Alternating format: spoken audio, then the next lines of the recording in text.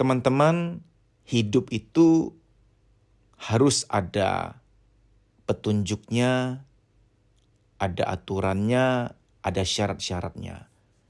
Kita tuh nggak bisa hidup sembarangan. Sebelum saya masuk ke dunia psikologi, dunia spiritual, saya berikan analogi ke makanan dulu ya, ke dunia biologis. Kalau Anda sayang pada diri Anda, hidup udah nggak bisa sembarangan. Jangan makan sembarangan.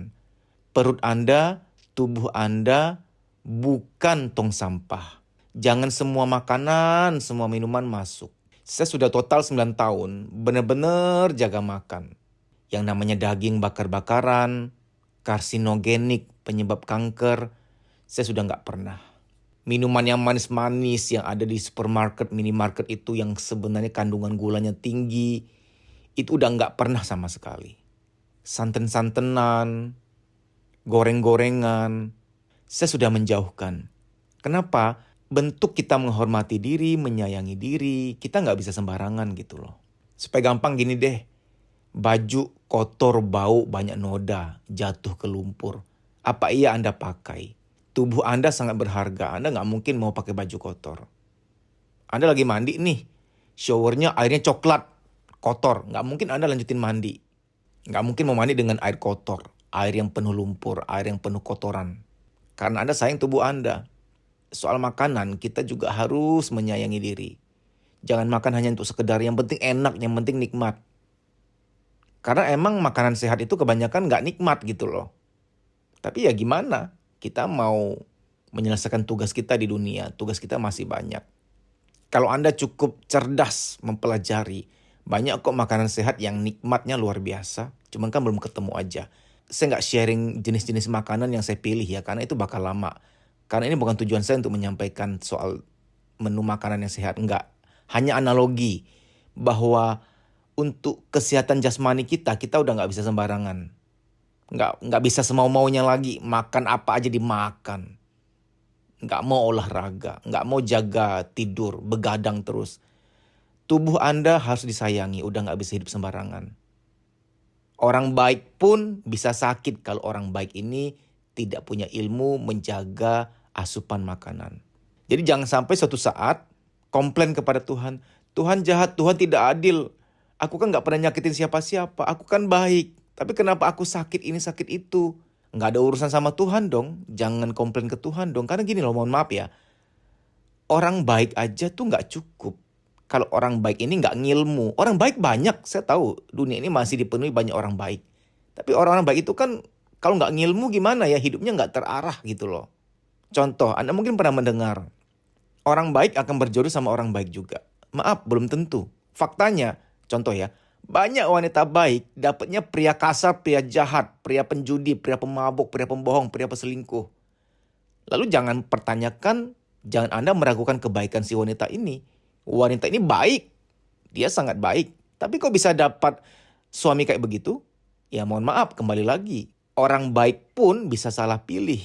Orang baik pun yang gak punya ilmu, gak punya cukup ilmu untuk aspek pengambilan keputusan tertentu, ya dia akan terperosok juga. Karena kita berada pada realitas. Orang baik kalau jalan ada lubang tetap jatuh kok. Orang baik kena hujan kalau dia gak pakai payung tetap basah kok. Ini kan realitas. Kita kan masih nginjek bumi. Orang baik digigit nyamuk juga masih bisa gatel kok. Ya kita berada pada sistem biologi, nggak anti orang baik atau orang jahat. Jadi mohon orang baik juga harus ada ilmu. Orang baik harus tes minat bakat supaya tahu jalurnya kemana. Orang baik pun bisa salah pilih fakultas.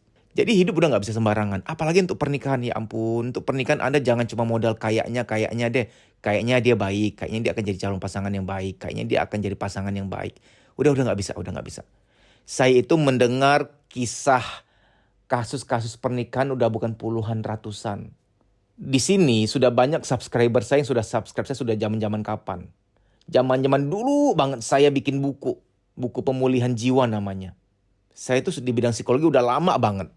Dan saya sudah mendengar kisah kasus-kasus pernikahan sudah ratusan. Kebanyakan di antara mereka di awalnya hanya mengandalkan kayaknya dia baik. Semua akan baik-baik saja. Dia akan berubah kok. Kayaknya kami cocok. Yang penting menikah niatnya ibadah. Nah ini saya mau jelaskan. Kalau Anda berprinsip yang penting menikah niatnya ibadah. Mohon maaf ya, ibadah mana yang gak perlu persiapan? Emangnya ibadah gak perlu ilmu? Ini saya bicara kasarnya aja ya. Kita bangun tidur masih belekan, masih bau jigongan, langsung ibadah tuh. Gak membersihkan diri dulu tuh. Gak ada ilmunya, gak ada tata cara untuk ibadah. Enggak dong. Kalau Anda menganggap pernikahan adalah ibadah, apalagi ibadah seumur hidup, ya harus ada ilmunya, harus ada persiapannya. Harus ada usaha-usahanya untuk memasuki itu dengan baik sehingga benar-benar jadi ibadah. Karena mohon maaf, kalau Anda Google ya, coba Google tingkat perceraian di Jawa Barat. Saya nggak lihat di kota-kota lain, di daerah provinsi lain. Karena di Jawa Barat ini mencolok banget ya. Tingkat perceraian itu tertinggi loh. Anda akan kaget 1 tahun itu ribuan perceraian di Jawa Barat. Nah apakah itu jadi ibadah akhirnya? Saya rasa malah bukan ibadah loh.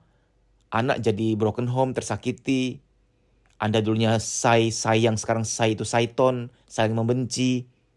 Apakah itu ibadah jatuhnya? Enggak loh. Jadi tolonglah. Kalau Anda berpikir bahwa menikah itu ibadah, niatnya itu, ya udah. Sebelum ibadah itu, cobalah Anda renungkan baik-baik. Ilmu pernikahan tuh gimana? Pelajari ilmu pernikahan. Sebelum masuk ke suatu ibadah, ilmunya kan ada. Pelajari dulu. Konseling dulu, cocok atau tidak. Saya ingin menyampaikan bahwa hidup udah gak bisa sembarangan dalam mengambil keputusan. Udah gak bisa sih. Anda yang mendengar ini benar-benar bukan kebetulan. Saya harapkan ya, kalau Anda sedang mau ngambil keputusan soal studi, mau ngambil fakultas apa, soal mengambil keputusan mau kerja apa, soal mengambil keputusan mau menikah, ini udah oke belum?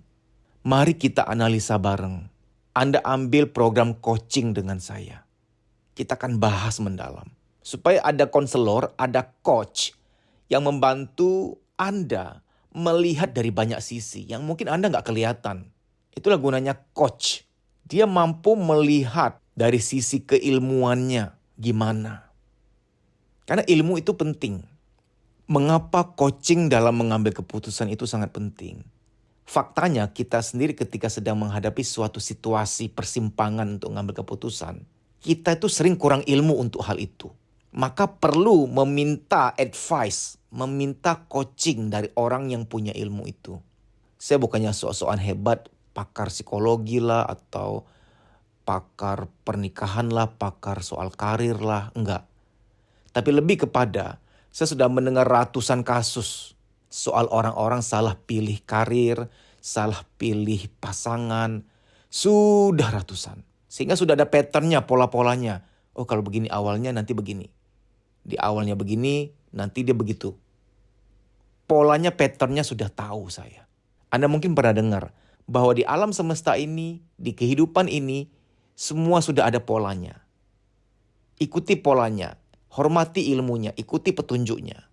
Baik teman-teman, ini memang gak mudah. Karena mungkin Anda tuh masih belum terbiasa dengan yang namanya konsultasi, minta petunjuk kepada ahli, bahwa pentingnya jasa coach untuk membantu melihat, menganalisis, meninjau, mendalami, membantu mempertimbangkan, memberikan kajian-kajian ilmunya, memberikan pandangan ilmiahnya, keilmuannya gimana-gimana. Mungkin masih awam. Karena jujur memang dunia psikologi itu masuk ke Indonesia agak terlambat. Fakultas psikologi itu baru ada di Indonesia beberapa puluh tahun belakangan. Padahal fakultas psikologi di Eropa sudah ratusan tahun. Contoh ya, kita di Konoha, saya sebut Konoha ya. Pergi ke konselor aja dianggap gila loh. Parah nggak nih anggapan ini? Padahal bagi orang luar, pergi ke konselor tuh hal biasa. Itu malah terpersepsikan bentuk tanggung jawab menghormati diri. Bentuk treatment diri. Betapa bedanya peradaban kita. Di sini ke konselor dibilang gila, di sana dianggap suatu kebutuhan, kebiasaan, malah bentuk self-love. Teman-teman, saya membuka kesempatan untuk Anda bisa coaching pengambilan keputusan dengan saya. Dalam hal apapun. Sempatkan untuk coaching. Untuk kita bahas mendalam. Anda akan belok kiri, belok kanan atau lurus atau putar balik. Anda perlu coach untuk membantu Anda. Dari sisi keilmuannya, dari sisi pengalaman-pengalaman yang mungkin Anda belum pernah alami. Anda perlu diperbantukan untuk meninjaunya. Untuk mengambil keputusan yang tepat dan presisi. Kawan, Ini tidak hanya untuk pernikahan, karir, studi, namun juga untuk perihal-perihal lainnya yang Anda lagi butuh banget nih untuk mengambil keputusan. Karena begitu ada coach yang membantu menganalisis, membantu meninjau, membantu mempertimbangkan dari sisi keilmuannya, tentu pengambilan keputusan Anda akan jauh lebih tepat nantinya. Kesempatan ini sangat terbatas ya untuk program coaching pengambilan keputusan. Sangat dibatasi hanya untuk 4 orang saja. Tapi ini private ya, nanti coaching ke saya via telepon, via WA call. 4 ini bukan berarti 4 bareng-bareng, enggak. 4 ini batas pelayanan saya kepada 4 klien. Bukan berarti 4-4-nya ini bareng-bareng kita telepon, tidak, satu persatu. Bagi Anda yang ingin untuk mengambil keputusan, merasa perlu di coach supaya keputusannya akan lebih baik, ayo segera Anda mendaftar WA ke 0858 1446 1446. Anda WA nama spasi coaching pengambilan keputusan. 0858 1446 1446. Nama spasi coaching pengambilan keputusan. Suatu saat Anda akan bersyukur banget bahwa ternyata sesi coaching ini telah menyelamatkan Anda dari salah mengambil keputusan. Coaching sangat perlu. Baik demikian, terima kasih atas kepercayaan Anda kepada saya. Sampai jumpa.